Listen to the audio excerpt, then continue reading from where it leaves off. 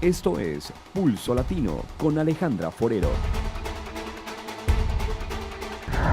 ¿Y qué tal esto? Un hombre tocó la guitarra mientras le operaban el cerebro. Este tocó la canción Yesterday de los Beatles mientras le extraían un tumor del cerebro durante horas. Aunque parezca extraño, el suceso quedó registrado en video y ha causado cientos de visitas.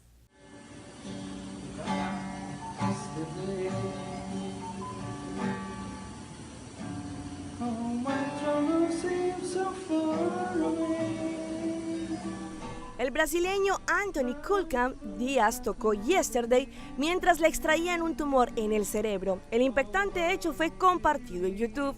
En la grabación se aprecia que el joven de 33 años no deja de tocar y cantar el popular tema del cuarteto de Liverpool. Según se informó en el video compartido en YouTube, el paciente debía estar despierto y consciente para que los médicos pudieran practicarle el innovador procedimiento. La operación estuvo a cargo del neurocirujano Ghisoni y según el video de YouTube, el brasileño también tocó el tema Emanuel, una canción que compuso para su hijo recién nacido. El clip fue compartido en YouTube el 2 de junio y hasta la fecha cuenta con más de 240.000 reproducciones. Esto es Pulso Latino con Alejandra Forero.